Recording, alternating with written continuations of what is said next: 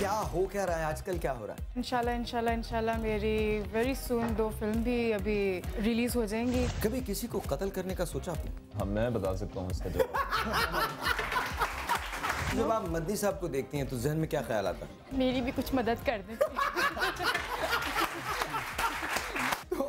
Do you sing in shower? Oh, sir, I'm an artist. ये भी आजकल वजीफे ढूंढ रहे हैं शादी। आप भी कराएंगे शादी मेरी इंशाल्लाह। मैं तो अपनी दूसरी के चक्कर में हूँ। Welcome back everybody to सुब सवेरे साहिर के साथ साहिर लोधी।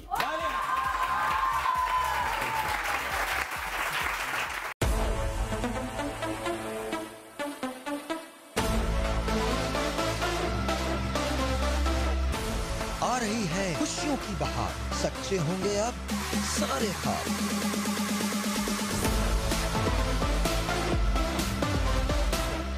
सज गया तोहफों का मेला, बदलो अपनी जिंदगी, चमकाओ अपनी किस्मत का सितारा, क्योंकि ये सब कुछ हो सकता है तुम्हारा, क्योंकि ये है जीत का समा।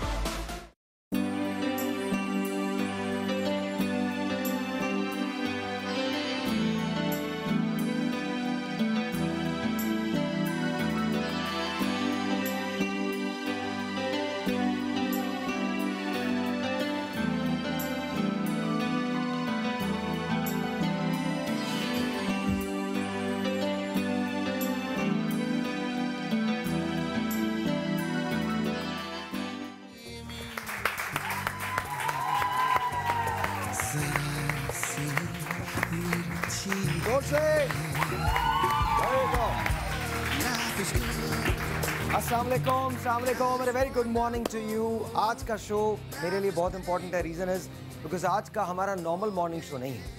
आज का शो थोड़ा सा डिफरेंट है। आज का शो वो है which is very very close to my heart. आज का शो वो है जो मैं चाहता हूँ कि आप तो डेफिनेटली देखें, लेकिन आप ज़रूर देखें। आपने अगर आज का शो मिस किया तो आप ज़िंदगी की बहुत सारी सच्चाइयों को मिस कर देंगे। आज का शो इसलिए इम्पॉर्टेंट है बिकॉज आज के शो में मैं ज़िंदगी की बात करूँगा। मैं वो बात करूंगा जो शायद इससे पहले हमने कभी नहीं की। बाय द वे, इससे पहले कि हम ज़िंदगी की तरफ जाएं, कुछ चीज़ें ज़रा थोड़ी सी नॉर्मल बात कर लेते हैं, क्योंकि ज़िंदगी हमारे यहाँ बहुत एबनॉर्मल सी है। जिन हकाइक के बारे में हम बात करना चाहते हैं उनके बारे में हम बात नहीं करते, और जिनके बारे में बात करते हैं वो हकाइक नहीं होते। लेकिन अब ज़रा कुछ नॉर्मल सी बातें कर लें। सबसे पहले तो जीत का समा ने धूम मचा दिया, तालियां उसके लिए।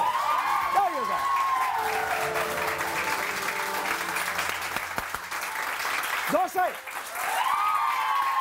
एक बार और 1 2 3 गो।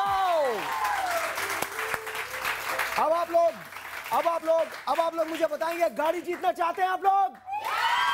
There you go। मोटरसाइकिल जीतना चाहते हैं? माइक्रोवेव जीतना चाहते हैं? 1 लाख रुपए जीतना चाहते हैं?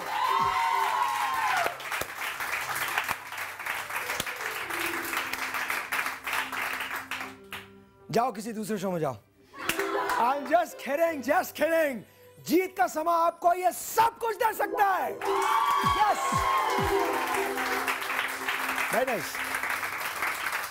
अगर आप जीत के समा में शामिल होना चाहते हैं, या आप जीत के समा में शामिल होना चाहते हैं, बाय द वे अब तक मैं आपको बता चुका हूं कि हमारे पास पिछली जो काउंट था वो 8,500 का था। अभी कितना काउंट है अली हमारे पास? कितनी एंट्रीज आ चुकी हैं टोटल? कितनी? अच्छा, ओके, अभी तक उन्होंने काउंट नहीं किया। 8,500 के बाद 8,500 के बाद हमें नहीं पता कितनी आई है, लेकिन आपने JKS लिखना है और उसके बाद 8126 पर आपने भेज देना है। अगर आप जीत के समा का पार्ट बनना चाहते हैं तो इस नंबर पे आप हमें भेज सकते हैं। अपना कॉन्टैक्ट नंबर लिखिए और इसके बाद हम आपका नाम डाल के इसको ड्रॉ करेंगे, क्योंकि लिमिटेड सीटिंग है। जितने ज़्यादा आप SMS करेंगे, जितने ज़्यादा आप नाम भेजेंगे, उतना ही ज़्यादा आपका चांस होगा कि आप जीत के समा में आ जाएं, जहां पर आपको प्लॉट मिल सकता है, जहां पर आपको गाड़ी मिल सकती है, जहां पर आपको मोटर बाइक मिल सकती है, जहां पे आपको मोबाइल फ़ोन मिल सकता है, जहां पे आपको मैं मिल सकता हूं। There you go।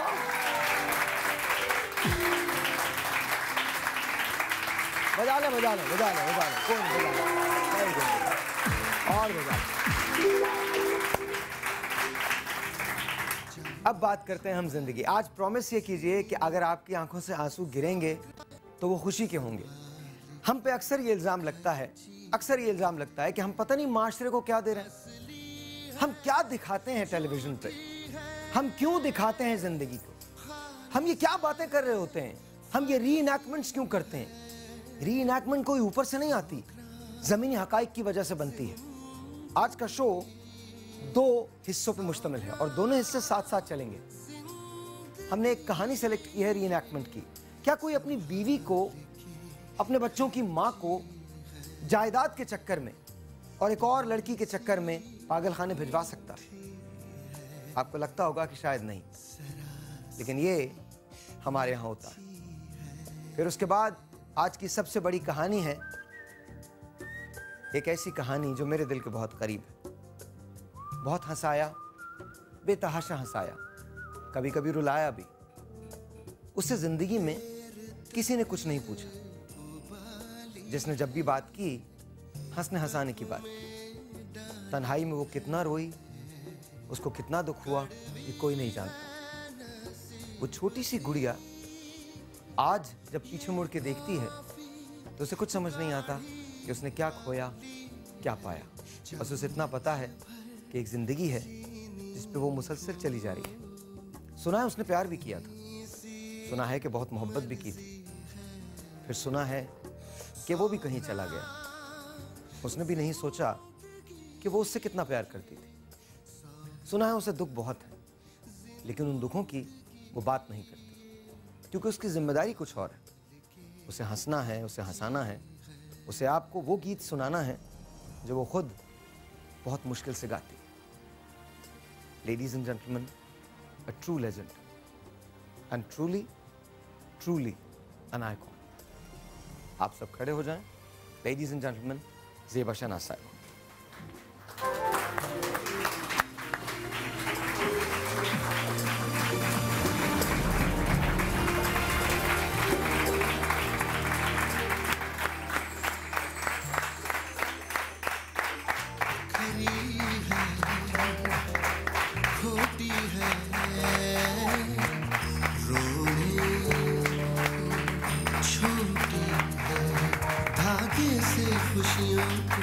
इनके पास इसके अलावा कुछ नहीं है। जोर से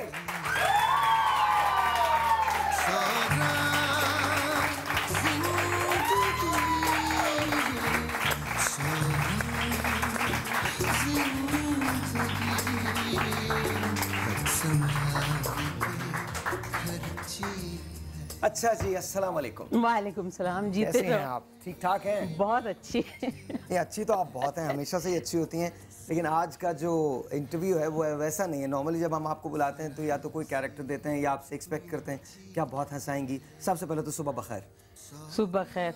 आप ठीक हैं? अल्लाह का शुक्र है, पक्का? हम बिल्कुल पक्का। रोना शोना तो शुरू नहीं करेंगे आप? मैं वैसे ही बहुत जज्बाती मुझे लग रहा है मेरे रोने पे बिल्कुल सीरियस नहीं होना, मैं रो ही पड़ती हूँ छोटी सी बात पे भी। अच्छा, आंसू तो मेरे यहाँ अटके हुए हैं बिल्कुल। इतनी मुश्किल जिंदगी गुजारी कैसे? नहीं, कोई मुश्किल नहीं, अल्लाह ने बहुत मदद की।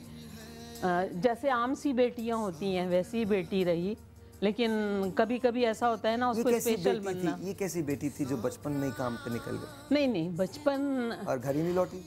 अल्लाह मेरी अम्मी की मग़फ़िरत करे। मेरी अम्मी जब अम्मी सॉरी आप ऊपर हो, अल्लाह के पास हो, जब वो मुझे देख के बड़ी हसरत से कहती थी ना कि काश मेरा बड़ा बेटा होता तो मेरा घर संभाल लेता, तो मुझे बड़ा गुस्सा आता था उन पे।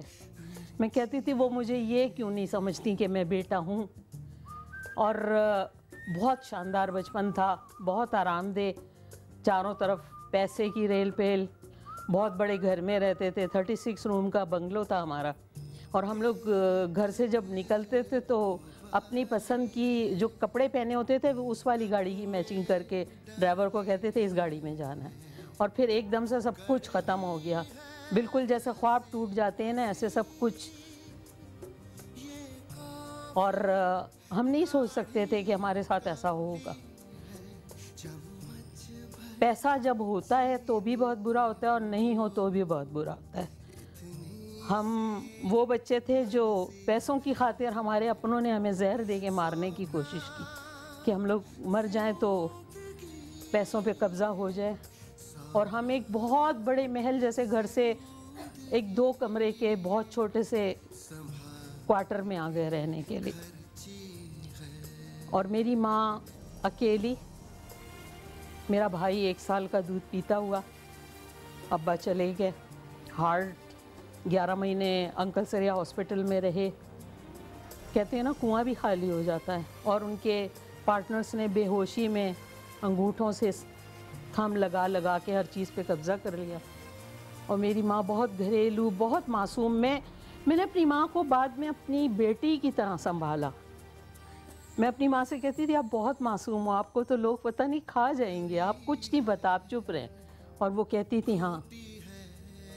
मैं छोटी सी थी, 9 साल की थी, तो शाहबाज कलंदर के मज़ार पे अम्मी के साथ गई थी। तो अम्मी की बातें जब सुनती थी ना कि अम्मी कहती है बेटा नहीं है, बेटा नहीं है, कुछ करे, तो मैंने अपनी खाला से पूछा कि हम यहाँ आए, ये कौन है, क्यों आए यहाँ पे। मेरी समझ में नहीं आता था कि ये हम कहाँ आए। तो मेरी खाला ने कहा ये बुज़ुर्ग हैं बहुत बड़े, और यहाँ लोग आते हैं, अल्लाह से दुआ करते हैं, तो इनके तवस्सुस से दुआ सुनी जाती है। तो मैंने शहबाज कलंदर के जो सरहाने की साइड है वहाँ पे अंदर ऐसे चादर करके अंदर कहा कि सर आप मुझे बेटा बना दें मेरी अम्मी का। मेरी अम्मी कहती है मैं बेटा नहीं, मुझे बेटा बना दें। अगर आप बात सुनते हैं और अल्लाह तक पहुंचाते हैं तो अल्लाह को कहें मैं बेटा बन जाऊं। तो पता नहीं क्या हुआ।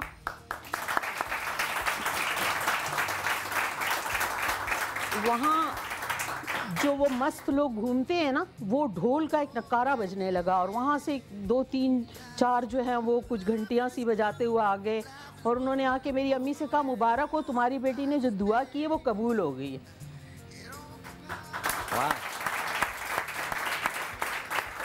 मेरी अम्मी ने मुझे 2 रैपिड वहीं लगाए, बोला क्या दुआ की बताओ। मैंने कहा मैं नहीं बताऊंगी। मुझे अम्मी से ज़्यादा डर लगता था, अब्बू से नहीं लगता था। अब्बू मेरी बात सुनते थे, मैं बिल्कुल लड़कों जैसी मेरी ज़िंदगी थी। मुझे अब्बू क्रिकेट का बैट भी ला के दे देते थे। मैं कंचे खेलती थी तो मैं अम्मी से छुपाने के लिए अम्मी के पलंग के नीचे ही कंचे छुपाती थी, कटे हुए जो घी के डब्बे होते हैं ना उसमें रख के, कि अम्मी ढूंढेगी नहीं, वहीं छुपाओ जहाँ से मिले नहीं। बिल्कुल लड़कों वाली ज़िंदगी थी मेरी। मेरे सारे दोस्त लड़के होते थे, मैं लड़कियों को सहेलियाँ ही नहीं बनाती थी, सब लड़के।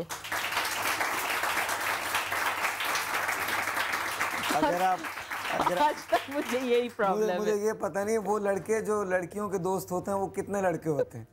नहीं वो वाले नहीं, वो वाले नहीं, बिल्कुल मुकम्मल लड़के। मुकम्मल लड़के, बीच वाले लड़के नहीं। अच्छा, मुकम्मल जिनके साथ मैं क्रिकेट खेलती थी, जिनके साथ मैं वो जो गोलियां होती हैं वो खेलती थी, कंचे वो खेलती थी। और एक दफ़ा एक लड़के का सर भी फाड़ दिया था। उसने मुझसे कहा तुम्हारा बाप सौतेला है, तो मैंने उसका सर फाड़ दिया।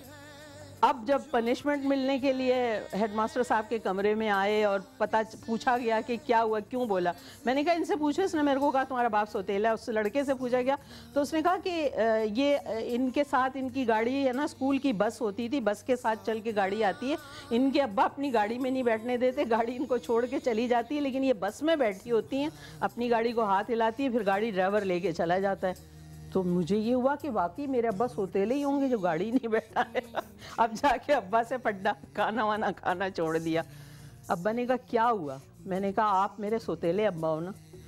तो उनका किसने कहा, मैंने कहा स्कूल में लड़के ने कहा आप सौतेले हो, मैं तो उसका सर फाड़ के आ गई हूँ, कल आप जाना।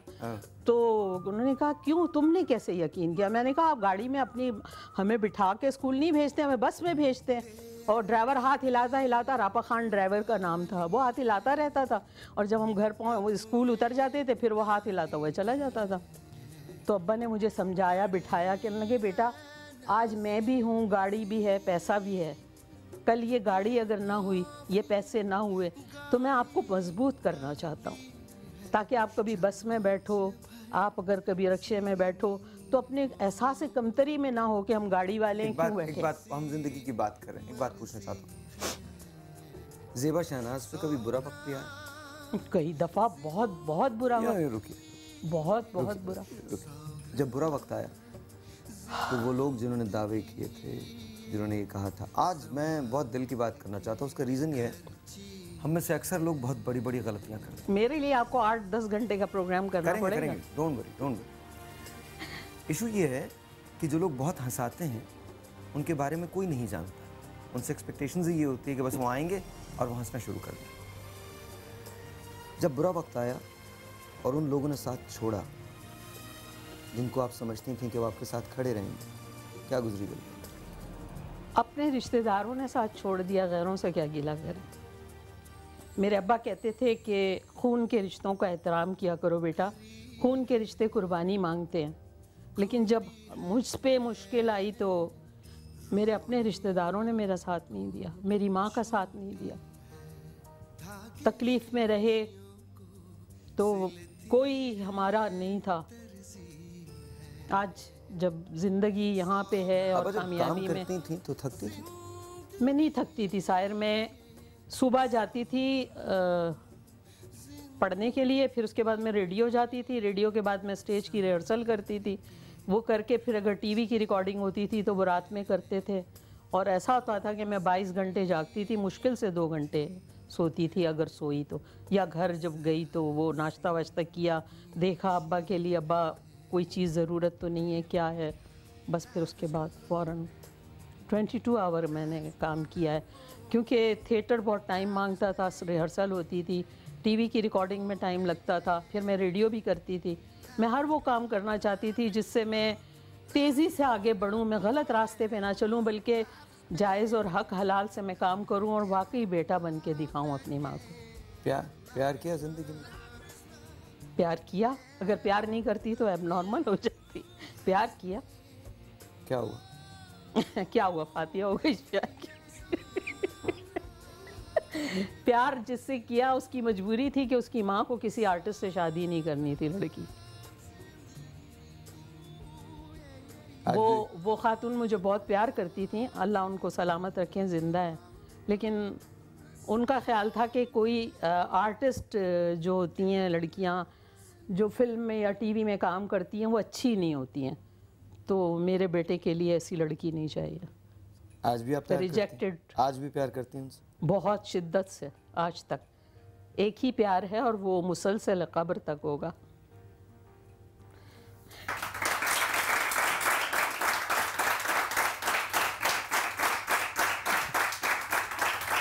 प्यार भी नहीं है बल्कि मेरे ख्याल में इश्क है। प्यार में तो डिमांड होती है ना, इश्क में डिमांड नहीं होती। आज आपको मैं एक ऐसी ज़ेबा शहनाज से मिलवा रहा हूँ जिनसे इससे पहले आप कभी नहीं मिले। अगर आप कॉल करना चाहते हैं तो आप यहाँ कॉल कर सकते हैं, इनसे सवाल कर सकते हैं। अभी तो ये बातें शुरू हुई हैं, ये दिल की बातें अगले 2 घंटे तक मुसलसल जारी रहेंगी। साथ साथ हैरत अंगेज़ तौर पे चीज़ें मुमासलत रख रही हैं। जो कहानी इनकी है, एक ऐसी कहानी से आपको मिलवाऊँगा। इनको ज़िंदगी से कोई मतलब नहीं था, लेकिन ज़िंदगी इनके लिए बहुत मतलबी निकली। बहुत सारी बातें करनी हैं, इनके दिल की बातें आपके सामने। एक telephone call, let's see who this is. अस्सलाम वालेकुम जी। वालेकुम सलाम, क्या हाल है साहिर भाई? आई एम गुड, आप कैसी हैं? अल्हम्दुलिल्लाह। आज तो ज़ेबा आपी आई हुई हैं और ज़ेबा आपा के बारे में काफ़ी हद तक हम लोग जान चुके हैं, ये कितनी अच्छी शख्सियत की मालिक हैं।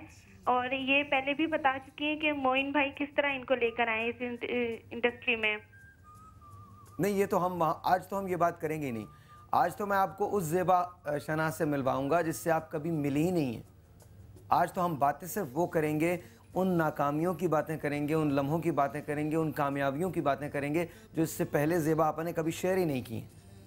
भाई हमारी दुआएं इनके साथ है। साहिर भाई मुझे आपकी टिकट्स चाहिए, जीत का समाक है। मेरे टिकट्स नहीं मिलते, मेरे प्रोग्राम के टिकट्स मिलते हैं। साहिर भाई काश मैं अपने आप को बेच सकूं। हाँ, क्या कल आपने कॉल किया था? मैंने जी बिल्कुल फ्राइडे को कॉल किया है और मेरी कॉल नहीं लगी, और आज मुझे आपके पास चाहिए जीत के समाके। जी दे दिए। कितने चाहिए आपको पासेस? मैं फैमिली मेंबर 5 हैं हमारे, लेकिन मैं आपको 4 दे सकता हूँ अगर आप चाहें। थैंक यू साहिर भाई।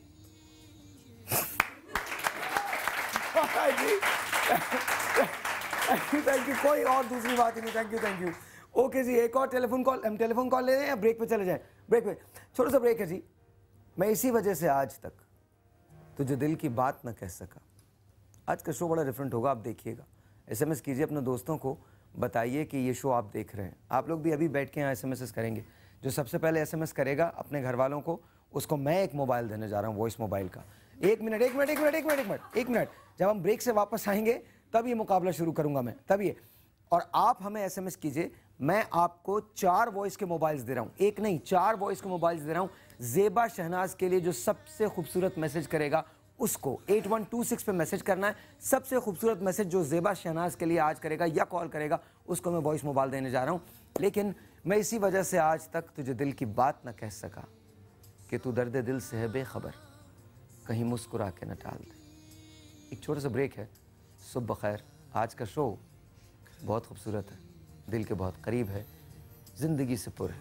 छोटी सी एक ब्रेक, आपसे मिलते हैं ब्रेक के बाद। Good morning. सरासी मिर्ची है,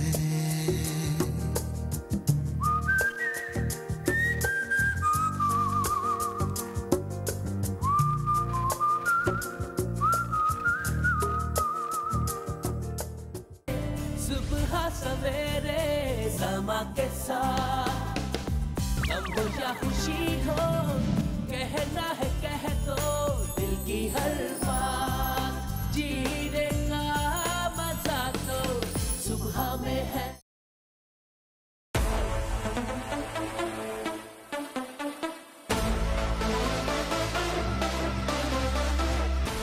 आ रही है खुशियों की बहार, सच्चे होंगे अब सारे ख्वाब।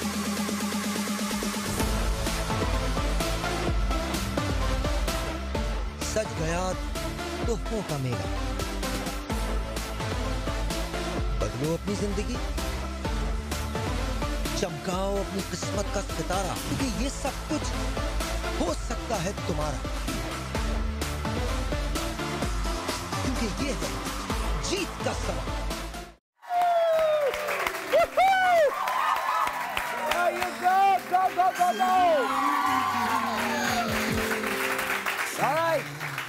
ये पोर्शन इतना शोर करती हैं, लोग घर में क्या करती हैं? बस इनके हस्बैंड जो हैं वो मेरे बहुत शदीद दुश्मन हैं, बहुत शदीद दुश्मन। अच्छा तैयार है आप लोग? हमने कहा था कि आपने एसएमएस करना है, ठीक है? 1 2 3 और देखिएगा सबसे पहले किसका एसएमएस जाता है। 1 2 नंबर, अपने किसी को भी एसएमएस करना है, उसको बताना है कि शो देखें, किसी को भी, अपने घर में किसी को भी। 1 2। अच्छा इनका गया, इनको बिल्कुल नहीं देना, बिकॉज अभी मैंने 1 2 3 नहीं बोला था। 1 2 3 गो, जल्दी जल्दी जल्दी जल्दी जल्दी जल्दी जल्दी जल्दी जल्दी जल्दी। तमाम के तमाम लोग कर रहे हैं। There you go, there you go. ईमानदारी से बताओ सबसे पहले किसने किया है? तुमने किया है? तुमने किया है? आपने किया है? ओके, आप लोग आराम से बैठ जाइए, शो एंजॉय कीजिए, उसके बाद हम आपको मोबाइल देंगे।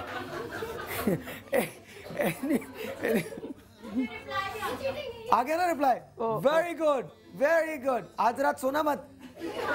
ऑलराइट, हम लोग ज़ेबा शहनाज के साथ हैं एंड ऑफ कोर्स बात दिल की हो रही है।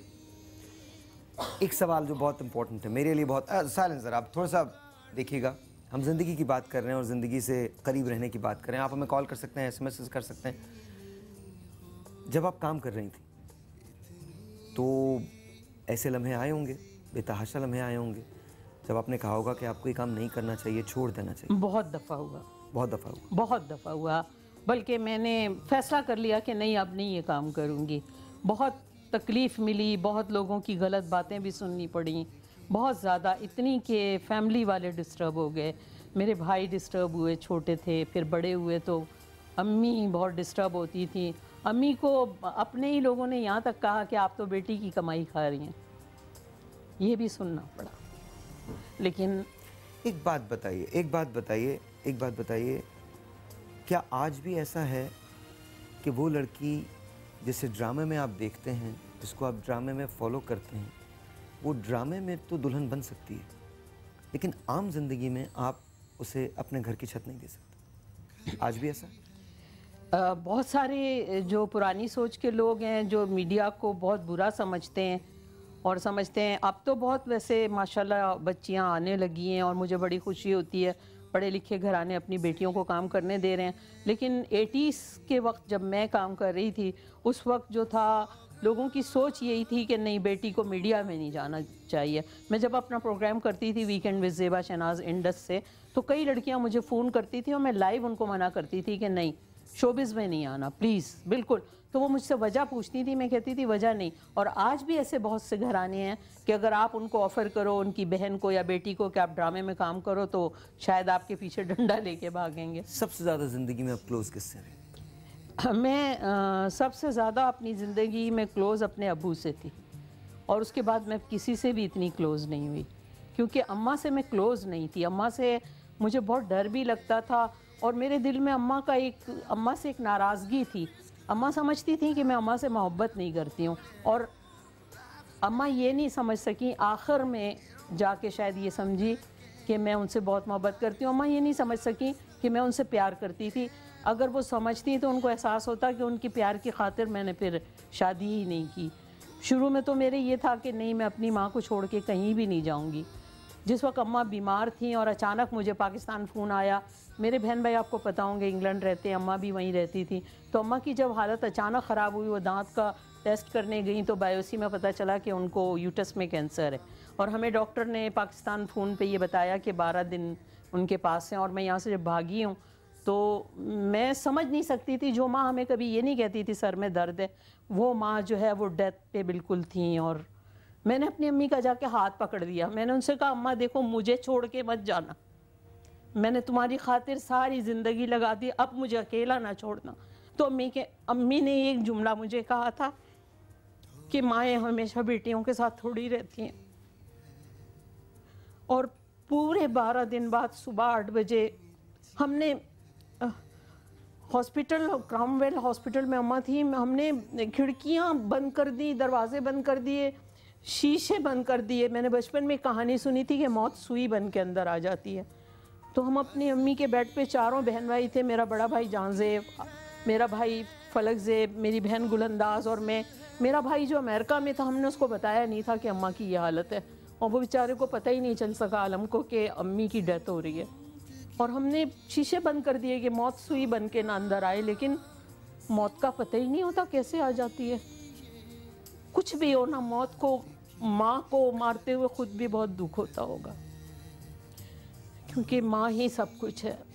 माँ खुदा का वाकई एक रूप है, और हमारी माँ ने हमें जिस तरह संभाला, मुर्गी के पर जैसे नहीं, मुर्गी अपने बच्चों को पर में लेके पालती है, क्योंकि सिंगल मदर का बहुत प्रॉब्लम होती है। और भाई मेरा छोटा सा था फलक ज़ेब, तो मेरी माँ ने जिस तरह हमें संभाला, हमें लोगों से छुपा के, बड़ी हिम्मत थी, बहुत घरेलू खातून, पर्देदार। मैं सोच भी नहीं सकती थी शायद कभी मैं शोबिज़ में काम करूंगी या शोबिज़ में आऊंगी। कहीं से मेरी फैमिली में कोई दूर दूर तक, मैंने फ़ाइट की, मैंने ज़िद में काम किया। मैंने देखा, मैंने एक ऑफिस वर्क किया 15 दिन, मैंने देखा नहीं मैं वो काम नहीं कर सकती थी, वहाँ भी बड़ी गंदगी थी। मैंने कहा कि शोबिज़ को लोग गंदा कहते हैं, क्यों गंदा कहते हैं, हम खुद अगर नहीं ख़राब हैं कैसे कोई वो कर सकता है। तो छोड़ो, ये निकल आते हैं मेरे। तो बस फिर मैंने फ़ाइट की, मैंने कहा मैं यही काम करूँगी, क्योंकि मुझे यहाँ रिस्पेक्ट भी मिल रही है, प्यार भी मिल रहा है, और वाकई मुझे बहुत प्यार मिला, बहुत प्रोटेक्शन मिली, बहुत हिम्मत मिली। सब ने मुझे बिल्कुल, मेरे प्रोड्यूसर से लेके मेरे डायरेक्टर, मैं 50-50 करती थी तो ज़माने में मैं मैट्रिक का इम्तहान दे रही थी, तो सब मुझे इतना प्यार करते थे कि मुझे लगता था मैं उनके अंदर एक बेबी हूँ, छोटा सा, जो 2 पौनी बांधा हुआ। मेरा बेटी मानो का कैरेक्टर है ना, ज़ेबा शहनाज वहीं कहीं खो गई। आज भी मेरे में बेटी मानो है, मैं कहीं से नहीं महसूस करती कि मैं आगे कहीं बड़ी हुई या मेरी कोई विशेज़ हों, कुछ नहीं। अभी तक मेरे अंदर वही चीज़ है कि इतनी बड़ी तूफ़ान गुजर जाए तो मैं कहती हूँ तो फिर क्या हुआ। किसी बात का दुख? दुख इस बात का, आपा मुझे मालूम है आप बहुत ताकतवर है, मुझे मालूम, आज सच चाहिए मुझे। दुख अपनी एक बेवकूफ़ी का है कि ज़िंदगी में हर जगह मैं बहादुर रही, हर चीज़ से लड़ी, लेकिन जहाँ मैंने किसी को चाहा उसका दुख है कि क्यों वो किया मैंने, क्यों चाहा किसी को मैंने, वो दुख है मेरे अंदर। वहाँ मुझे बहुत अपने पे गुस्सा आता है, मेरा दिल चाहता है पता नहीं मैं क्या कर लूँ, क्यों की ये बेवकूफ़ी, उस पर गुस्सा आता है। एक बहादुर लड़कों जैसी लाइफ गुजारने वाला बंदा हो। वालिद को मिस करती हूँ? वालिद तो मेरे से जुदा ही नहीं होते, वो मेरे साथ होते हैं। मेरे वालिद की हिम्मत ना होती, बहादुरी ना होती तो शायद मैं कुछ भी नहीं होती। मैंने अपने बाप की गोद में बैठ के उनकी जब तकरीरें सुनी तो मेरी ख्वाहिश होती थी मैं इनकी तरह लोगों को सख्ते में कर दूं, सब मेरी तरफ देखें, मेरी बातें सुने। वो हिम्मत मेरे अंदर मेरे बाप की थी। हमेशा वो मुझ पर इतना ट्रस्ट करते थे जैसे बेटा। वो कहते थे कि मेरा ये बेटी नहीं बेटा है। अम्मा मेरे को गुड़िया ला ला के हर मुल्क से देना, गुड़िया की शादी करवाना कि ये लड़की बन जाए, और मैं लड़की नहीं बनती थी। अब्बा कहते थे मेरा बेटा है, और अब्बा ने दुआ की थी कि मेरे घर बेटी हो और मैं उनको बेटों की तरह पालूं, और अल्लाह ने उनकी दुआ कबूल की। मैं अपने बाप की दुआ की वजह से बेटी पैदा हुई। अब्बा की ख्वाहिश थी कि रसूल पाक सल्लल्लाहु अलैहि वसल्लम के घर बेटी हुई है तो मेरे घर बेटी पैदा हो, तो उन्होंने दुआ की थी। और उन्होंने एक और दुआ की थी कि मैं 62 साल से पहले मर जाऊं। वो बड़े यंग डेथ हो गई उनकी। आपके लिए एक चीज़ कह रहा हूँ मैं, वो बचपने की नींद तो एक ख्वाब हो गई। क्या उम्र थी कि रात हुई और सो गए। क्या दुख थे ये कौन जान सकेगा निगारे शब, जो तेरे हाथ मेरे दुपट्टे भिगो गए। वो बचपने की नींद तो एक ख्वाब हो। क्या उम्र थी कि रात हुई और सो गए। एक ब्रेक के बाद मज़ीद कुछ दिल की बात और जिंदगी की एक दूसरी हकीकत इस छोटे से ब्रेक के बाद। जिंदगी ये संभाली है, थोड़ी सी मीठी है, जरा सी मिर्ची है।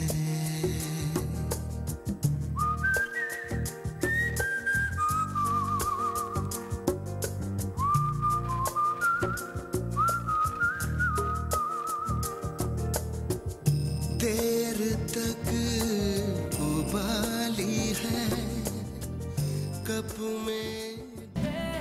सुबह सवेरे समा के साथ, गम हो या खुशी हो, कहना है कह दो दिल की हर बात। जीने का मजा तो सुबह में है।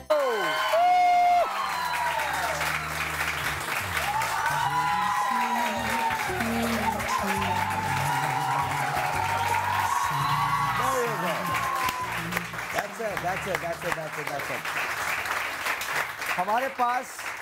हमारे पास मैसेजेस का तांता बंधा हुआ है। अगर आप जीत का समा का पार्ट बनना चाहते हैं, उसका हिस्सा बनना चाहते हैं, मेरे पास यहाँ आपके नाम आ गए हैं और मैं इसमें से 10 पासेस देने जा रहा हूँ आप लोगों को, और मैं आपके सामने आज ही निकालूंगा ताकि सबको पता चल सके कि किसको जीत के समा के पासेस मिले। Is that good?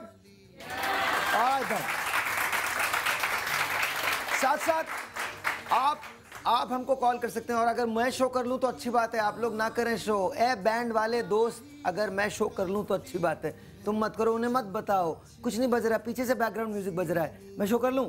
नहीं, इसके बाद भी नहीं बजेगा। रजा चुप हो जाओ। Anyway, good morning. जिंदगी की नई नई बातें हैं, जिंदगी की ऐसे हकीकतें हैं जिनके बारे में आज हम बात कर रहे हैं। और आज मेरे साथ एक ऐसी टीम है जिसके बारे में मैं खुद कहता हूं कि मैं खुद जब भी ये शोज़ देखता हूं मैं बहुत मुतासिर होता हूं। एक खामखा का इल्ज़ाम है कि शायद हम माशरे को कुछ गलत दे रहे हैं। मैं एक सवाल करना चाहता हूं कि जब हम कोई बुरी चीज़ दिखाते हैं तो क्या इसका मतलब ये होता है कि आप उस बुराई से इंस्पायर हों, या क्या ये मतलब होता है उसका कि आप इससे सबक हासिल करें? उसमें जो अच्छाई का पहलू होता है हम उसको इग्नोर कर देते हैं, और उसमें जो बुराई का पहलू होता है हम उससे मुतासिर होके, क्योंकि हमें क्रिटिसिज्म करना है, हमें अपनी क्रिटिक देनी है। समा रीइनैक्टमेंट्स में सबसे आगे है, लेकिन रीइनैक्टमेंट्स जो होती हैं ये कहीं ऊपर से नहीं आती, ज़मीनी हक़ाइक़ में मबनी होती हैं। आज मैंने एक कंप्लीट ज़िंदगी को आपके सामने पेश किया है और हम मुसलसल इनसे बात करते चले जाएंगे। ज़ेबा शहनाज एक ज़िंदगी का नाम है, एक किताब का नाम है, एक बाब का नाम है, एक ऐसा चैप्टर जो अगर पढ़ते चले जाएं तो ज़िंदगी की कई किताबें उस बाब में खुलती चली जाएंगी। अगर इनकी रीएनैक्टमेंट बने या इनकी ज़िंदगी पे कोई फिल्म बने तो वो कैसे बनेगी? इमेजिन कीजिए। हमारा एक शो है ऐसा भी होता है, उसकी मेज़बानी अब्दुल्ला फरहत करते हैं, आज यहाँ मौजूद हैं। अस्सलाम वालेकुम। कैसे हैं अब्दुल्ला? बहुत सारी तालियां अब्दुल्ला के लिए।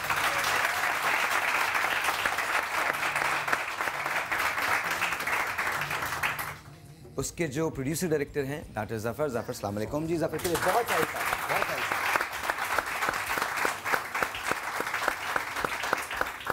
आज हमारे साथ रीएनैक्टमेंट में जो एक्ट करती हैं और बहुत खूबसूरत एक्टिंग करती हैं, ये एक ऐसा शोबा बन चुका है कि जहाँ ये लोग मेन स्ट्रीम नहीं होते, लेकिन मेन स्ट्रीम के साथ इन्होंने अपनी, जैसे पैरेलल सिनेमा है वैसे ही एक पैरेलल इंडस्ट्री जो है वो खड़ी हो चुकी है। हुमैरा हमारे साथ तशरीफ रखती है। हुमैरा बहुत शुक्रिया आने का। हुमैरा का बहुत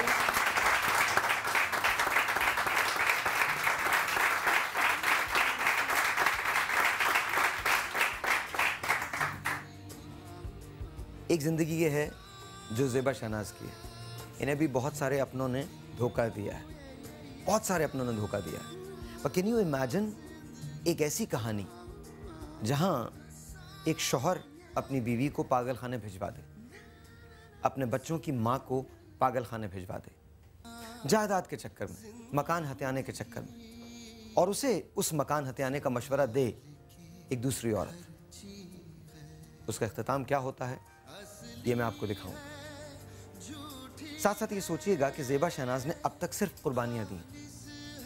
आज ज़ेबा के साथ जिन लोगों ने बुरा किया, अगर मैं उन्हें यहाँ बुलाऊं तो आप कभी नहीं खड़े होंगे, लेकिन ज़ेबा शहनाज के लिए हम सब खड़े हो जाते हैं।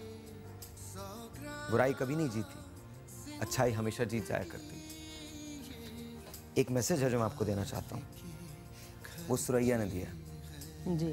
सुरैया ने एक नंबर लिखा है और कहा है, आपा आप जब कभी तन्हा फील करें तो मुझे बहन समझ के कॉल कर लीजिए। सुरैया से कहूँगी thank you very much Suraiya. मैं तन्हाई कभी भी नहीं फील करती, मेरी तन्हाई तो मेरी बेहतरीन दोस्त है, क्योंकि मेरी तन्हाई ने मुझे खुदा के इतने करीब कर दिया है कि मेरा एतमाद ज़िंदगी में कभी भी किसी चीज़ में किसी चीज़ से हारा नहीं है। तन्हाई तो वो लोग हासिल करते थे जो खुदा के करीब जाते थे, तो मुझे तो तन्हाई मिली इसलिए कि मैं खुदा के करीब हूँ।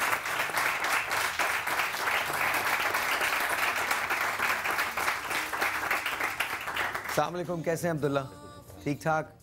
ये कैसे कॉन्सेप्ट कैसे डेवलप कर लिया? क्या ऐसा भी हो सकता है? कैसे डेवलप किया? इंस्पिरेशन तो ज़िंदगी ही है। ज़िंदगी में इतने मोड़ आते हैं कि आप हैरान रह जाते हैं कि क्या ऐसा भी होता है। ये सवालिया अंदाज में भी है और अचंभे के अंदाज में भी है कि क्या ऐसा भी होता है। तो हमारी कहानियाँ ऐसी हैं कि ज़िंदगी जो है बड़ी अनप्रिडिक्टेबल है। आपको बता के नहीं आती ज़िंदगी आपके पास कि अब मैं ये मोड़ मोड़ने वाली हूँ। आपको तैयार रहना पड़ता है उस मोड़ के लिए, उस लम्हे के लिए। जैसे ज़ेबा आपा की मैं भी स्टोरी सुन रहा था जो ये बता रही थी, बयान करी थी, मुझे ये फील हुआ वो गालिब का जो एक मिसरा है ना कि शम्मा हर रंग में जलती है सहर होना। हम सबको हर रंग में जलना है, हम सबको अपने अपने दुख से गुजरना है और वो जो एक अल्टीमेट ट्रूथ है उस तक पहुँचना है। लेकिन अभी जो तुमने जो गालिब की जो गज़ल का हवाला दिया है उसका एक शेर है, हमने माना कि तगाफुल न करोगे लेकिन खाक हो जाएंगे हमको खबर। तो ये खाक होना भी जो है ना, ये मेरे ख्याल में ये भी एक तरह की मिराज है। ये एजाज है, ये हर कोई खाक नहीं हो सकता।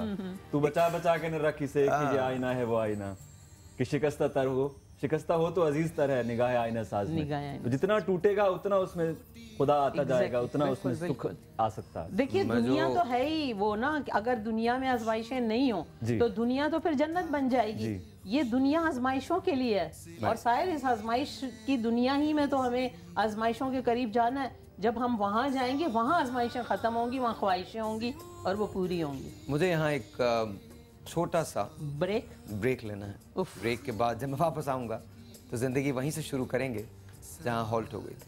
थोड़ा सा ब्रेक, आपसे मिलते हैं ब्रेक के बाद। थोड़ी सी मीठी है, जरा सी मिर्ची है। Life is good, life's wonderful, मीठी है,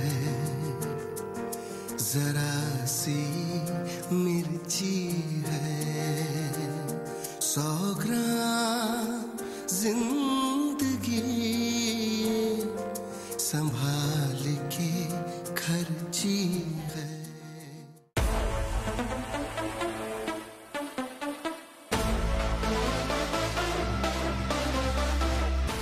आ रही है खुशियों की बहार, सच्चे होंगे अब सारे ख्वाब।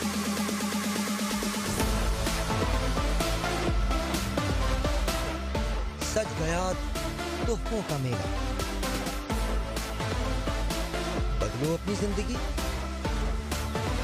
चमकाओ अपनी किस्मत का सितारा, क्योंकि ये सब कुछ हो सकता है तुम्हारा, क्योंकि ये है जीत का सवाल। And 1, 2, 3 and go! बजाइए बजाइए। अब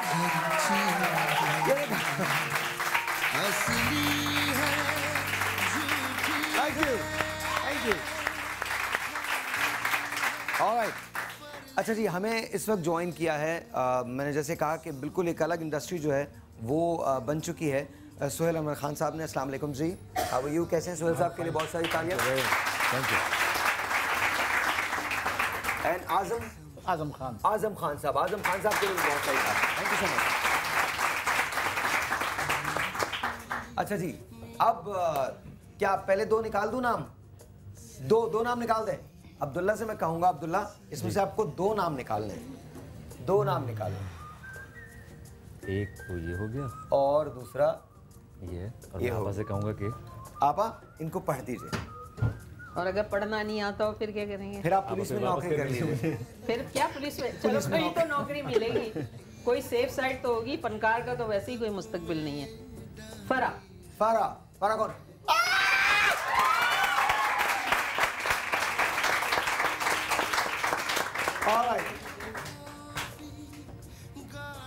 रहने दो, मेरे नाम से मिलता जुलता ना। Shahla, there you go।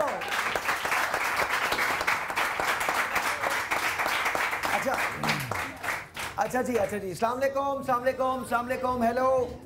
वालेकुम सलाम। बहुत जबरदस्त शो साहिर भाई। थैंक यू, बहुत बहुत शुक्रिया। क्या नाम है आपका? साहिर भाई, पहले जाहिर भाई, पहले मैंने ज़ेबा साहब से बात करनी है, फिर मैंने आपसे भी बात करनी है। जी, पहले ज़ेबा आपा से बात कीजिए। जी, ज़ेबा आपा, अस्सलाम वालेकुम। वालेकुम सलाम। ज़ेबा आपा, आपके लिए एक शेर कहना है पहले मैंने। जरूर कहिए। कुछ यूं उतरे तेरे लिए रहमतों के मौसम, कि आसमां से कोई भी तेरी हद से दुआ रद्द ना हो। आमीन। थैंक यू, बहुत बहुत शुक्रिया Nazish, thank you so much. हाथ जो दिखाना वही मुस्कुराना, मगर इस अदा से कि रोज़े जमाना। साहिर भाई जी, आपसे मैंने ये कहना है कि इतना अच्छा शो और आने वाला जो शो आप 12 तारीख को कह रहे हैं, इतने एक्साइटेड हो रहे हैं, पता नहीं क्या होगा। और कराची वाले तो बहुत खुशनसीब हैं जो पहुंच जाते हैं, और सियालकोट में रहती हूँ, मेरे लिए तो, हमारे लिए भी तो अच्छा सा होना चाहिए। और मुझे आपसे ना साहिब भाई वो एंड्रॉइड मोबाइल चाहिए। क्या चाहिए आपको? Android mobile. एंड्रॉइड मोबाइल चाहिए मुझसे? हाँ जी, क्योंकि कराची वालों के लिए तो बहुत बड़े बड़े गिफ्ट हैं, और सियालकोट वालों के लिए भी तो अच्छा सा होना चाहिए। हम भी तो पाकिस्तान का हिस्सा है ना। बिल्कुल है यार, आप बिल्कुल हैं, और आप तो शहर इकबाल से हैं, तो आप तो मैं समझी ये वहाँ से आपको बल्ले भेजेंगी। अच्छा, मुझे ये नहीं पता, हमको ये मोबाइल दे सकते हैं? एंड्रॉइड का तो मुझे पता नहीं, बट हमें मोबाइल दे सकते हैं? Can we give? हाँ जी, हाँ नाजिश, बिल्कुल दे दिया आपको मोबाइल। नाजिश के लिए मोबाइल है जी, बिल्कुल। एक और टेलीफोन कॉल। अस्सलाम वालेकुम। हेलो, अस्सलाम वालेकुम। वालेकुम अस्सलाम, आपका नाम? जी, मैं बात कर रही हूँ। और कैसी हैं आप? ठीक ठाक हैं? ठीक नहीं हूँ, बहुत बीमार हूँ, बुखार में ही उठ के आपको कॉल कर रही हूँ मैं। थैंक यू, है ना, बहुत बहुत शुक्रिया। प्लीज ये मुझे ज़ेबा आंटी से बात करनी है। ज़ेबा आंटी से बात कीजिए। जी ना। वालेकुम सलाम।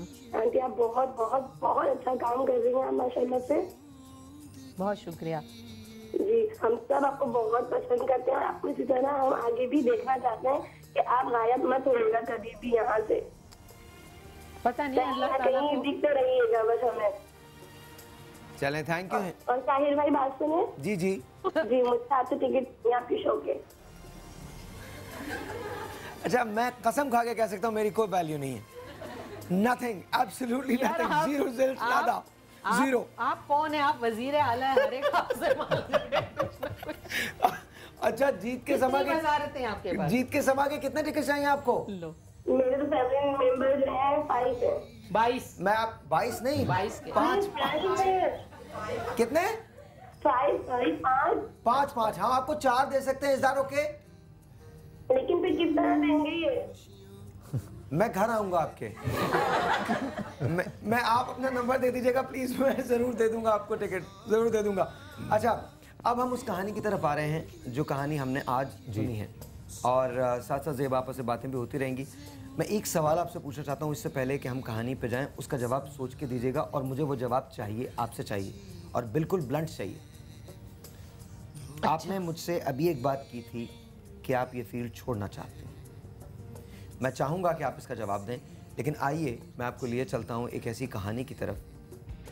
बल्कि फ़रत, अब्दुल्ला तुम बताओ कहानी क्या है? कहानी, मैं इन खातून से मिला था हैदराबाद में, गिदू बंदर में। मैं एक इंटरव्यू बेस्ड शो कर रहा था उस ज़माने में, तो मैं इनसे मिला वहाँ पे। नफ्सियाती जो है मरीज़ वहाँ पे, तो मैं इनसे मिला, मुझे बहुत इंस्पायर की इनकी स्टोरी, मैं निकाल नहीं पाया कभी जहन से। तो जब ये प्रोग्राम हुआ तो मैंने इनसे डिस्कस किया, मैंने कहा यार वो एक 5-6 साल पहले मैंने एक कहानी सुनी थी, उसको हम करते हैं। तो उसने कहा हाँ बहुत अच्छी। तो ये सच्ची कहानी? बिल्कुल सच्ची कहानी, और ये भी सच्ची कहानी है, बाकी भी सच्ची हैं। तो देखिए जनाब, ये है इसका पहला हिस्सा। तुम भी खाओ ना। हम जेका वका तोका देखत रहे ना, हमरा भी पेट भर जाते। वो तुमने मजीद भाई से बात करी उस प्लॉट की? हाँ, फोन कर दिए हम। फोन पे बात करने से ये नहीं होता ये काम। फोन पर कोई किसी को 5000 उधार नहीं देता, और तुम अपना हिस्सा मांग रही हो फोन पर। तुम कहीं का जगन जातो? हमका छोड़ के नहीं जाओ। नहीं, हम ठीक हो, हमका कुछ नहीं हुआ। हमका साथ लेके जा, हम ठीक हो, हमका कुछ नहीं हुआ।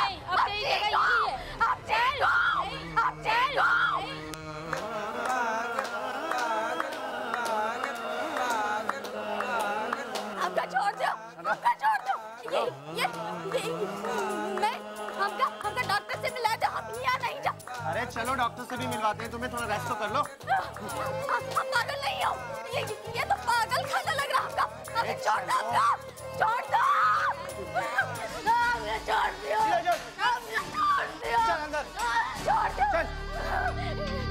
ये हमारा घर नहीं है। यही आप तुम्हारा घर है, यहीं रहोगी। हमारे घर जाने दो। शौहर ने अपनी बीवी को, अपने बच्चों की माँ को पागल खाने छोड़ दिया। साथ साथ चलेंगे अब ये दोनों बातें।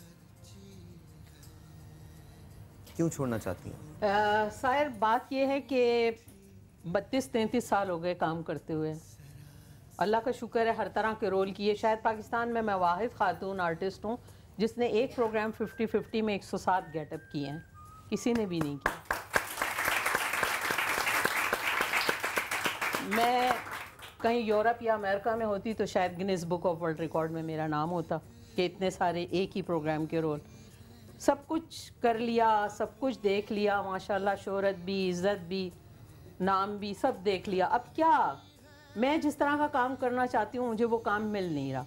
और मैं अब अगर खाला, फुप्पी और चची के रोल करूँ, आए हाय ये, अब मैं घर में बैठ के जब कॉमेडी देखती हूँ ना तो मैं सोचती हूँ कि ये जो कॉमेडी हो रही है, क्योंकि स्क्रिप्ट अच्छे लिखे नहीं जा रहे हैं, जो कॉमेडी हो रही है वो मैं खुद उस पर हंस नहीं सकती, और जिस पे मैं खुद नहीं हंसूँ तो मैं समझती हूँ वो काम ही कुछ नहीं है। तो मैं ये खाला फुप्पियों वाले ड्रामा ये रोल तो करना नहीं चाहती हूँ। तो मैं सोच रही हूँ कि क्यों ना मैं छोड़ के कुछ और ऐसा काम करूँ कि मेरी ज़ात से अगर किसी को फ़ायदा हो जाए, या जाते जाते दुनिया से मैं लोगों के लिए कोई नेक ऐसा काम कर जाऊँ कि मेरा नाम याद रहे। क्योंकि मेरी ज़िंदगी बिल्कुल बेकार है ना। इंसान जब दुनिया में आता है उसकी ख्वाहिश होती है वो कुछ करके जाए। कीड़ों की तरह मर जाना तो कुछ भी नहीं है ना, हम कुछ कर जाएं बच्चों के लिए, बड़ों के लिए। दिखाने का एक मकसद था। कभी ऐसा कोई मकाम आया जहाँ पर आपको पता है कि एक शख्स आपको धोखा दे रहा है? बहुत दफ़ा पता था कि धोखा दे रहे हैं, और वो आपका अपना है? बहुत दफ़ा ऐसा हुआ कि पता था धोखा दे रहे हैं और मैंने धोखा खाया, जबकि मुझे पता था ये धोखा है, लेकिन मैंने धोखा खाया। क्यों? इसलिए कि इंसान बहुत जगह मजबूर होता है वो कह नहीं सकता। बहुत जगह हम अपने बातें जो हैं, हमें पता होता है सामने वाला हमसे झूठ बोल रहा है और हम मुस्कुरा के उसका झूठ सुन रहे होते हैं, क्योंकि हम उसे नहीं बता सकते कि तुम झूठ बोल रहे हो। उसे जब खुद नहीं एहसास है वो झूठ बोल रहा है, वो अपनी कब्र के लिए ख़राबी पैदा कर रहा है। मेरे में जो ज़र्फ़ है वो मेरा ज़र्फ़ है, मैं अगर उस जैसी हो जाऊँ तो मेरे में उसमें क्या फ़र्क रहेगा। इसलिए मैंने उस जगह सब्र कर लिया और अल्लाह से कहा कि अल्लाह मियाँ, ये मुकदमा आपकी अदालत में, इसका फ़ैसला आप करें, ये जो कर रहा है इसका अपना है, मेरा अपना है। तो मैंने सब्र कर लिया। जब ज़ेबा शहनाज बात करती हैं मैं बहुत तल्ख हो जाती हूँ बातों में। तल्ख होती हैं, तो क्या उस तल्खी के पीछे गुस्सा है या गम है? शायद गुस्सा भी है और गम भी है। इंसान है ना, प्लास्टिक के तो नहीं है, हम में सोच भी है। हम भी आप जैसे आम नाजरीन जैसे हमें देख रहे हैं, जैसे उनके रिश्ते हमारे भी रिश्ते हैं, हमारे भी बहन भाई हैं, हमारे पीछे भी फैमिली है और वो सब को जवाबदही करनी पड़ती है। और मुझसे ज़्यादा मेरी फैमिली को जवाब देना पड़ता है मेरे हर अच्छे और बुरे अमल की। मैं उस ख़तरों में खड़ी रहती हूँ, एक सूली पे होती हूँ। मैं समझती हूँ कि पाकिस्तान की हर बेटी बेनज़ीर है। जो अपने घर से बेटी निकलती है काम के लिए या किसी वजह से अपनी दहलीज क्रॉस करती है, वो अपनी सूली अपने कंधे पे लेके निकलती है और हर बेटी जो है वो बेनज़ीर है। लेकिन हमारे माशरे में हर बेटी को एक मर्द की ज़रूरत होती है। अगर ऐसा नहीं होता तो बेनज़ीर कभी शादी ना करती, जितनी मजबूत औरत थी वो। हर बेटी को एक मर्द की ज़रूरत होती है, हर औरत को, भाई की शक्ल हो, बाप की शक्ल हो। इमेजिन कीजिए वो मर्द ही क्या जो अपनी ही बीवी को, जिसके साथ वो बेड शेयर करता है, अपना घर शेयर करता है, एक छत शेयर करता है, बच्चे होते हैं, एक फैमिली शेयर करता है, उसको पागल खाने में छोड़ आता है जायदाद के लिए। कल मैंने एक न्यूज़ पढ़ी है कि एक बेटे ने भाई और बाप दोनों को कत्ल कर दिया। कल रात की ही न्यूज़ है, सिर्फ जायदाद के लिए। इंसान के अंदर तो शैतान दौड़ रहा है ना अब्दुल्ला। बिल्कुल ऐसे ही। अब्दुल्ला, जब तुमने ये कहानी पहले सुनी थी जी, तो क्यों इंस्पायर किया था इस कहानी ने तुमको? मुझे इंस्पायर एक तो इसलिए किया कि वो खातून जो थी वो हिंदुस्तान से उनकी शादी हुई थी और वो पाकिस्तान में अकेली थी, उनका यहाँ पे कोई रिश्तेदार नहीं था और वो पागल नहीं हुई थी। एक तो हमने अपने शो के तवस्सुत से ये बात बहुत ज़्यादा बावर कराने की कोशिश की है कि पागल होने में और नफ्सियाती उलझन होने में बहुत फ़र्क है। और जब नफ्सियाती उलझन हो तो पहली जो दौड़ है वो एक साइकेट्रिस्ट साइकोलॉजिस्ट के पास होनी चाहिए, ना कि किसी बाबा आमिल के पास होनी चाहिए, और ना उसको ये कहना चाहिए कि इसको नज़र पता नहीं क्या क्या हम लोग सोच लेते हैं। तो ये हमने बहुत कहानियाँ मिथ्स इनको ब्रेक करने की कोशिश की है। तो ये मुझे इसलिए याद रह गई कि वो अकेली थी और उसका यहाँ पे कोई दुख सुनने वाला नहीं था। और जब मैंने उससे इंटरव्यू किया तो वो मुझे कह रही थी कि उस वक्त मेरे बाल लंबे थे, तो मुझे कहती हैं कि मेरा बेटा भी मुझसे मिलने आता है, बस उसके बाल लंबे नहीं हैं। तो उन्होंने मुझे एक बात कही और वो मेरे दिल में आज तक है। वो बात ये थी कि जब दिल की बीमारी होती है तो सब पूछने जाते हैं, और जब दिमाग में बीमारी होती है तो सब लोग कहते हैं पागल, ऐसा क्यों? और इसका जवाब आज तक मेरे पास नहीं है। इसका जवाब आज तक मेरे पास नहीं है कि जरा सा कोई नफ्सियाती उलझन का शिकार हो जाए तो हम उसको पागल पता नहीं क्या कहना शुरू कर देते हैं। साइको कहते हैं, नफ्सियाती कहते हैं। इमेजिन कीजिए कि एक लड़की अपना सब कुछ छोड़कर हिंदुस्तान से पाकिस्तान आती है और यहाँ आने के बाद फिर उसके साथ क्या होता है। आइए इसका दूसरा हिस्सा आपको अभी दिखाते हैं। Watch this. आप अकेले ही आ गए? अम्मी कहाँ हैं? पता नहीं। वो तो आपके साथ ही गई थी ना सुबह। हाँ हाँ मेरे साथ थी, मगर वो कह रही थी कि मुझे किसी सहेली की तरफ जाना है, तो वो मैंने उसको वहाँ छोड़ दिया। उनका मोबाइल ही बंद है, इतनी देर हो गई है। अम्मी इस तरह तो कभी शाम में बाहर नहीं रहती। ले चल खाना खा ले। पागल नहीं हूँ, पागल नहीं हूँ। हमने दो बच्चे हैं। एक बिटिया है, बहुत सुंदर है, बहुत सुंदर है हमारी बिटिया। और एक बिटुआ है, उसका नाम। अच्छा चल, जो भी तेरे बेटे का नाम है, चल पहले खाना खा, मैं 10 मिनट में आके बर्तन लेके जाऊंगी। उसका नाम ना दिलावर है और बहुत सुंदर है, बहुत सुंदर है, बहुत बड़ी है वो भी। हमारा शौहर वो बहुत खतरनाक है। बढ़िया नहीं है, वो बढ़िया नहीं है, वो बढ़िया नहीं है। ये खाना खा, बाकी सब भूल जा। अब तेरे ही ये सब बेटे बेटियां हैं, बाकी तेरे बाहर सब मर गए। बात है एतबार की। जब एक ब्रेक से वापस आऊंगा तो मैं एतबार की बात करूंगा। धोखा, धोखा क्या होता है ये भी आपको पता चलेगा। औरत इतनी जल्दी एतबार क्यों कर लेती है और औरत इतनी जल्दी धोखे में क्यों आ जाती है। ये वो लोग हैं जो रियल लाइफ कैरेक्टर्स करते हैं। इनसे बात करूंगा कि इनके दिल पे क्या गुजरती है जब कोई ये कैरेक्टर कर रहे होते हैं और ये किस तरह से इंस्पायर होते हैं। लेकिन बात जब एतबार की है तो दो सवालात हैं। इस कहानी में अब क्या होगा और ज़ेबा आपा ने कभी किसी पे एतबार किया?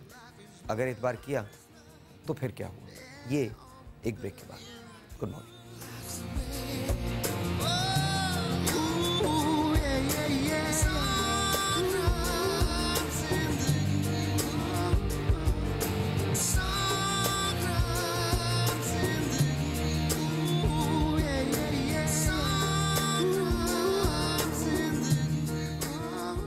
मिर्ची है 100 ग्राम जिंदगी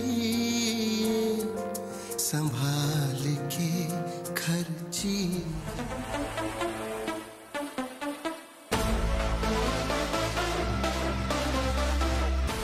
आ रही है खुशियों की बहार, सच्चे होंगे अब सारे ख्वाब।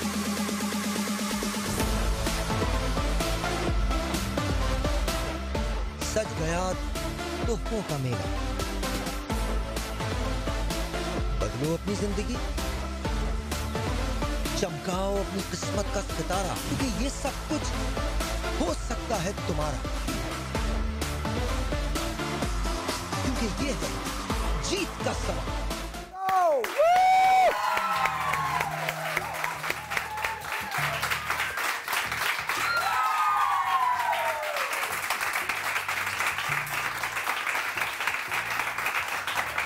I know आप लोग अब्दुल्ला के सारे शोज देखते हैं, तो here we go 1 2 3 अब्दुल्ला निकालेंगे 3 और 1 2 3 go।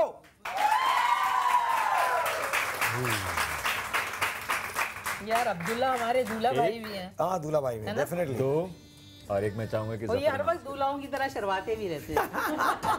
हाँ तो आप यही बात कर रहे थे कि हया खत्म होती जा रही है तो मुझ में जफर here we go। नाम बताएं।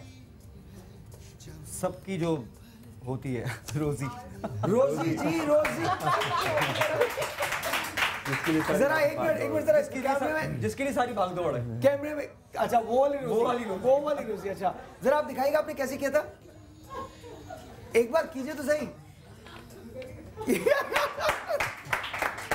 जी बताइए बाजीला कौन है? बाजीला तालियां, बहुत सारी तालियां। आप कौन बोल रहा है? रिमशा जी, Rimsha who's Rimsha? There you go। अब आप लोग तालियां बजाएं क्योंकि 5 अभी और बाकी हैं। 1 2 3 and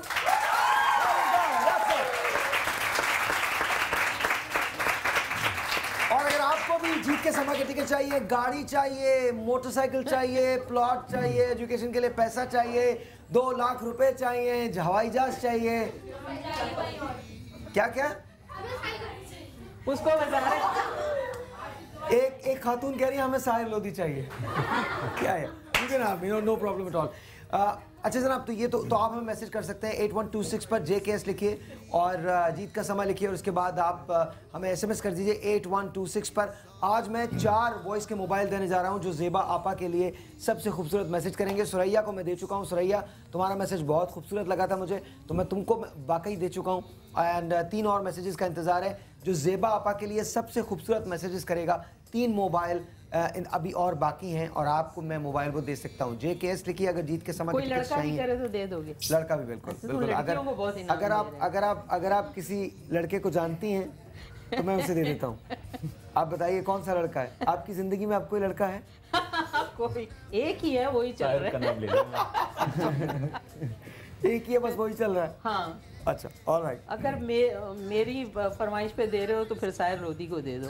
मैं बिल्कुल इस पे तालियां नहीं बजी।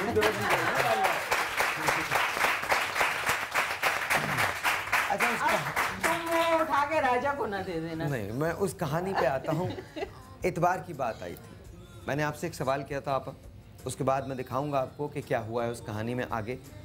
कहानी दिखाओ ना। एतबार किया किसी पे, कह तो दिया एतबार किया। उसके अलावा जिंदगी में और बहुत सारे लोग हुए होंगे यार, बहुत जगह शायद ऐसा हुआ कि सीरियल मिला, तैयारी कर ली 20 दिन पूरी सारी, जिस दिन रिकॉर्डिंग है रात को प्रोड्यूसरों ने फ़ोन बंद कर दिए, उनकी वजह से अगले 2 महीने अपने को फारिग रखा। सीरियल का सीरियल चला गया। एक रिकॉर्डिंग एक प्रोग्राम कर रही थी मैं जियो से, हम कोई है जो हमें हंसाए, पता चला जी कि मैं उसमें चलते प्रोग्राम में से काट दी गई, मुझे वजह ही नहीं बताई गई। ऐसे बहुत जगह एतबार किया और अपनों ही ने, वो कहते हैं ना कि अपनों के फरेब मुसलसल के बावजूद, अपनों के फरेब मुसलसल के बावजूद खींचता है दिल खुलूस की आवाज़ पर। अब पता है बेएतबारी है, लेकिन एतबार करना पड़ता है। ख़ास तौर पे हमारे शोबिज़ में हमें बहुत एतबार करना पड़ता है, और ये सब हवाई काम होते हैं। कोई ना नौकरी है ना कोई वो, जब भी तो मैं कहती हूँ कि इसका कोई फ़ायदा नहीं, अब कर लिया जो करना है, अब मेरे कौन से सर पे ताज सजेंगे। मुझे ना हुस्न कारकर्दगी मिल सका, क्योंकि ना हुस्न था ना कारकर्दगी, तो वो मिला ही नहीं। और मेरे सामने वाले नए नए लोगों को मिलता है तो मैं मुस्कुरा के देखती हूँ, अच्छा इसको भी मिल गया। इसलिए कि हम उर्दू स्पीकिंग लोग हैं, हमारे साथ ये ज़्यादतियाँ होती रही और होंगी, क्योंकि हम ना कोटा सिस्टम में मिलते हैं ना कहीं।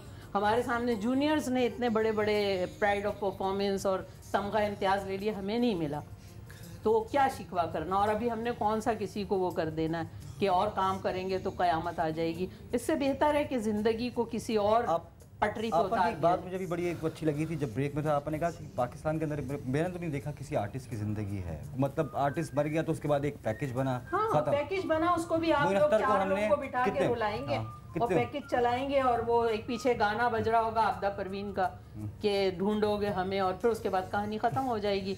अच्छे कमर्शियल मिल जाएंगे, वो कमर्शियल्स पे हो जाएगा, सब ठीक काम हो जाएगा। लेकिन आप कोई सिक्योरिटी नहीं है, कोई जॉब नहीं है। मैं चाहती हूँ बहुत अच्छा काम करना। एक बात मैं आपको, चैनल्स हमें कोई नहीं सीनियर को देते हैं कि काम के लिए बिठा दें, हमसे कोई काम ले। कोई चैनल, इतने सारे 50 से ऊपर चैनल है, वो हम जैसे सीनियर को नहीं बोलते कि आप बैठे, हमसे, हमारे पास बेतहाशा आइडिया, हमारा, हम काम करना चाहते हैं दिन रात, हमें काम ही नहीं कोई करवाता। हम घर में बैठे इंतज़ार कर रहे होते हैं, जैसे नहीं वो कौआ बैठा हुआ काएं काएं कर रहा होता है, शायद कोई मेहमान आ जाए। तो ये क्या लाइफ है आर्टिस्ट की? कोई लाइफ नहीं है। अब अभी आपने एक जुमला कहा और मैं उससे एग्री नहीं करता। मैं इसलिए बोलूँगा, सही है, क्योंकि मुझे बोलना, आपको पूरे पाकिस्तान ने प्यार दिया, ये मैं मानता हूँ कि तमगा हुस्न कारकर्दगी नहीं मिला, ये नहीं मानता कि हुस्न नहीं है और कारकर्दगी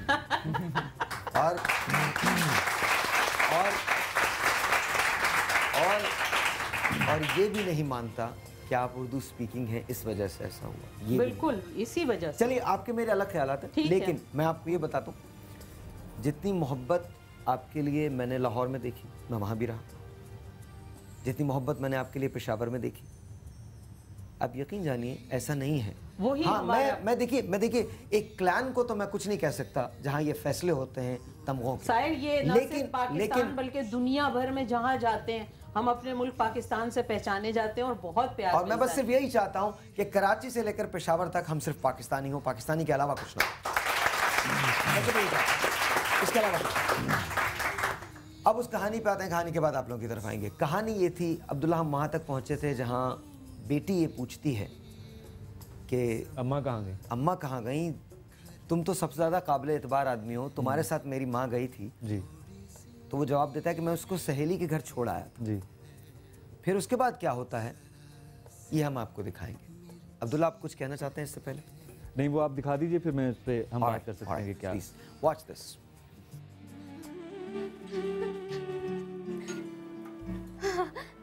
नादिर, तुम हमका लेने आएगे ना, हम पागल नहीं हो। ये सब लोग हमका पागल समझ रहे हैं।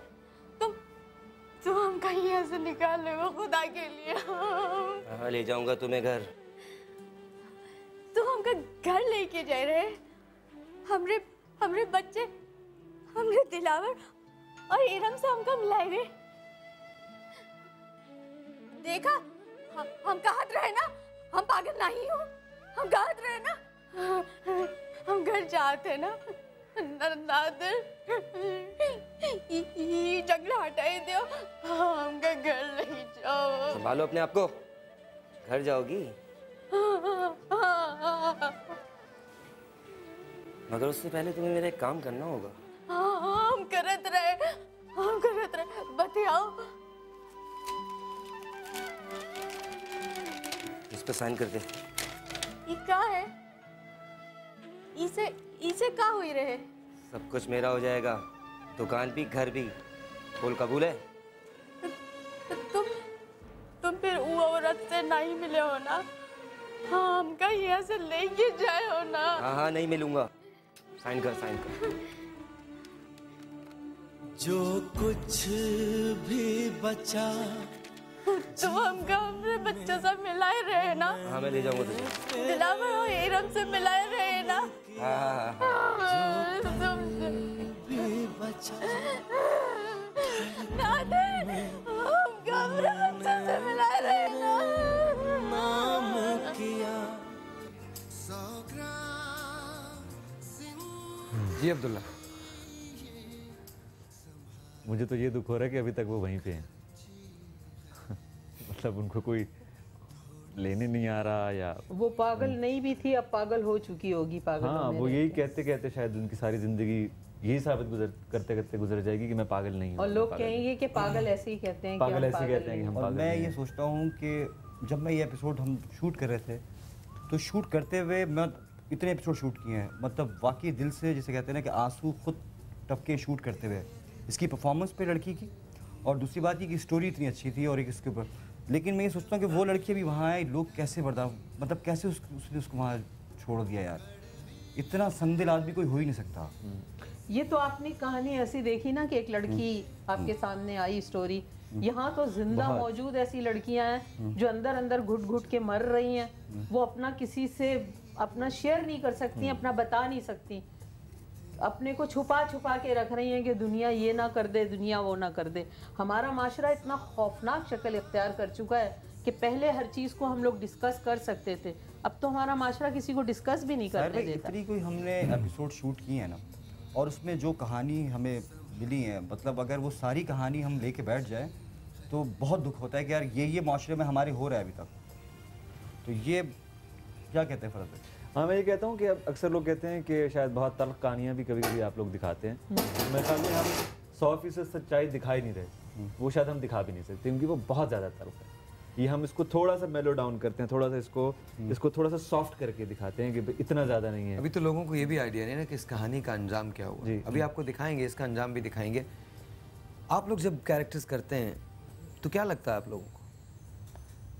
सर, सबसे पहले बात तो ये है कि ऐसा भी होता कि जितने भी एपिसोड हैं वो हमारी हकीकी ज़िंदगी से बहुत मिलते जुलते हैं, और उसको सबसे पहले एक राइटर बहुत अच्छे तरीके से लिखता है, फिर इसको डायरेक्टर उसको कंसीव करता है, और हम लोग जब करते हैं तो डायरेक्टर की डायरेक्शन के मुताबिक कोशिश करते हैं कि उसे अच्छा परफॉर्म करें। नहीं, आप पे कुछ असर होता है उन कैरेक्टर? जी, क्यों नहीं होता। तकलीफ में आते हैं कभी? जी, अगर हम उसको कभी कभार यकीन ही नहीं आता कि ऐसा असल हकीकत में हो भी सकता है। यानी अगर एक बेटे ने माँ को मार दिया तो मैं तो शॉक्ड हो जाती हूँ कि नहीं, ऐसा कोई बेटा होगा जो माँ को मार देगा। ऐसी एक कहानी हमने जफर भाई ने और हमने की थी, वो माँ और बेटे के मुतालिक थी। सेकंड कहानी थी मेरा ख्याल है, और वो इतनी थी कि बेटा बीवी की खातिर अपने माँ बाप को छोड़कर चला जाता है, और फिर वो जो बीवी होती है वो बाद में उस बेटे को पता चलता है कि जी क्या मैंने अपनी माँ को छोड़ा, मेरा बाप मर गया इस वजह से। फिर वो वापस उस घर में आता है और उस माँ से माफ़ी तलाफ़ी करता है, और वो भी स्टोरी बहुत अच्छी और हकीकत से करीब तर थी। साहिर, एक स्टोरी थी मेरा ख्याल लाहौर से रिलेटेड थी शायद वो, कि बेटे ने माँ को किस तरह से मारा। पहले उसे बेहोश किया, टाँग दिया, यानी उसे पंखे से फांसी दे दी। तो मैं सोच के डर गई थी, मैंने कहा ये कैसे, मैंने नहीं यकीन किया था कि कोई बेटा इस हद तक जा सकता है कि वो अपनी जिससे वो प्यार करता है उसके लिए अपनी माँ को इस तरह से मार देगा। खैर, हमने उस स्टोरी को थोड़ा शॉर्ट किया। हमने कहा इस तरह से तो ज़ाहिर है, एक तो मैं लटक नहीं सकती, इतनी भारी हूँ, पंखा ही नीचे आ जाएगा। दूसरा ये कि मैंने कहा नहीं, मैं ये बिल्कुल नहीं करूँगी। मैंने कहा नहीं, हम इसको शॉर्ट करेंगे कि वो गोली मार देगा आपको। तब भी मुझे यकीन नहीं आता था कि मैं ऐसा भी हो सकता है कि बेटे और माँ का और बेटी और माँ का रिश्ता तो इतना प्यारा होता है कि वो नहीं कोई चीज़ को हम बर्दाश्त, हम सुन नहीं सकते, सोच नहीं सकते और हम वो कर रहे होते हैं। शायद इसीलिए इसका नाम ऐसा भी होता है, हकीकत, क्योंकि ऐसा भी होता है। साहिर, मैं इसी हफ्ते मैंने एक स्टोरी की, एक झूले वाली की।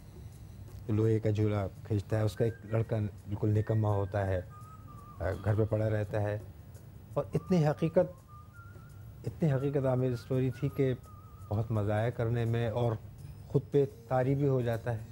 जिसका झूला ये खींच रहे थे वो मैं बता दूं इतना कोई भारी झूला था लोहे का, जो बोर्ड होती है, तो वो बाबा भी इनके साथ ही था, और वो इतना कोई ज़ईफ़ आदमी कि मुझसे और मेरे 2 असिस्टेंट से ही वो झूला खींच रहा था, और वो बाबा रोडों पे लेके घूमता है सारा दिन और सारी रात उसको पे वो झूला झुलाता है बच्चों को 5-5 रुपए के लिए।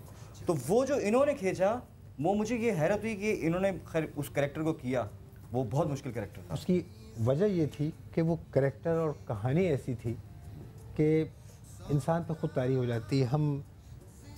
मैं खुसूसी ऐसा भी होता है कि जिक्र करूँगा कि ये इसको रीनेक्टमेंट का नाम ही नहीं देना चाहिए, ये हकीकी ज़िंदगी को एक ड्रामाटाइज़ करके दिखते हैं, लेकिन हम पे तारी होती है और हम वाकई इन्वॉल्व हो जाते हैं। यहाँ पे मैं आपको लिए चलता हूँ उस कहानी के अंजाम की तरफ। कहते हैं कि कभी कभी जिस चीज़ की बहुत कोशिश करो वही नहीं मिलती। हुआ क्या इस पूरी कहानी में? एक शौहर था जिसने एक दूसरी औरत के लिए अपनी बीवी को पागल खाने भेज दिया, उसका मकान हथियाने के लिए, उसके बच्चों से दूर कर दिया। अब वो हकीकी पागल हो गई। लेकिन हुआ क्या, ये इस कहानी का अंजाम। Watch this. जी फरमाइए। ये नादिर कौन है? जी मैं हूँ।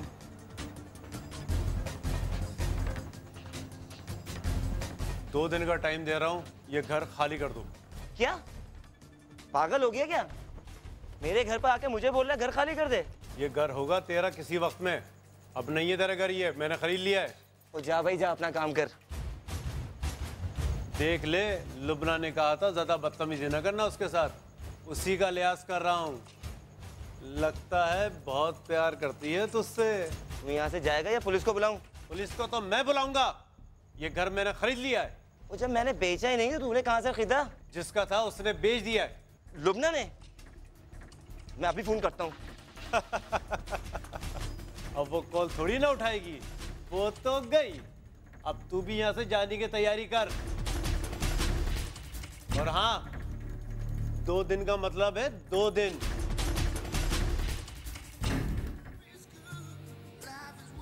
ये अंजाम है इस कहानी का। जिस लड़की को चक्कर में इसने ये पूरा सब कुछ किया था, उस लड़की ने ही आपा ये घर क्योंकि अपने नाम कराया और उसके बाद उसको बेच दिया। ये मकाफात अमल तो है ना। अब एक सवाल है मेरा, अब वो बड़ा इंपॉर्टेंट सवाल है, आखिरी सवाल है ये। कभी इस बात का दुख हुआ कि शादी नहीं की? मेरा ख्याल है शादी अल्लाह की तरफ से अगर है तो होती है। बेटियां थोड़ी खुद जाके शादियां कर लेती हैं, तो इस चीज़ का तो कोई दुख नहीं है। अगर मेरे नसीब का कोई होता तो ज़रूर मुझे मिलता, और अगर नसीब में नहीं था तो ठीक है, वरना चूंटी को भी एक साथी मिलता है। साथी की कमी महसूस होती? जब इस माशरे में रह के सोचती हूँ अकेलेपन का, तो बड़ा एहसास होता है कि हाँ ज़रूर मेरे साथ किसी को होना चाहिए था। फिर अगर यूरोप वाली ज़िंदगी देखूँ तो वहाँ औरत कभी भी ये परवाह नहीं करती कि उसको किसी मर्द की ज़रूरत है, चाहे वो भाई की शक्ल में हो, चाहे वो बेटे की शक्ल में हो, चाहे शौहर की शक्ल में हो। लेकिन पाकिस्तान में और ख़ास तौर पे इस्लामी माशरे में हर बेटी को एक साथ चाहिए होता है। अगर ज़िंदगी में किसी एक चीज़ को बदल सके, मौका मिले, क्या बदलेंगे? मैं क्या बदलूँगी? शायद मैं फिर से बेटी मानो बन के अपनी नई लाइफ शुरू करूँगी, वहीं से जहाँ से बेटी मानो खो गई थी मुझसे। कोई एक फ़ैसला तब्दील करेंगे? फैसले तो अल्लाह करता है साहिर, इंसान की क्या बसात के वो तब्दील करे।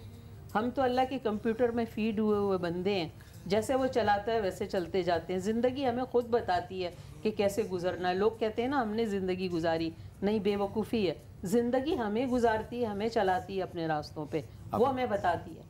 30 सेकंड है, सामने कैमरा। मैं ये चाहता हूँ कि आप अपनी वालदा से बात करें। मेरी अम्मी अब अल्लाह के पास है। मेरी अम्मी से मैं यही कहूँगी कि अम्मा, आप हमेशा, आपको मुझसे शिकायत रही कि मैं आपके करीब नहीं थी, लेकिन मैं समझती हूँ कि मैं सबसे ज़्यादा आपके करीब थी। आज भी आप मेरे अंदर मौजूद हो। मैं जब कुछ बोलती हूँ, जब कुछ सोचती हूँ, तो मुझे लगता है मेरी माँ बोल रही है।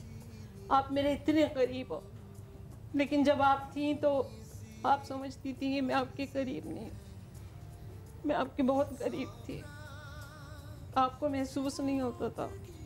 आज मेरे अंदर आप मौजूद हो तो शायद आपको महसूस होता हो। और आप जहाँ हो, मैं हमेशा रोज़ आपके लिए नमाज़ पढ़ के दुआ करती हूँ, आपको तोहफ़ा भेजने की कोशिश करती हूँ, अल्लाह कबूल करता हो कि मेरी माँ जहाँ भी है इंशाअल्लाह बहुत अच्छी होंगी।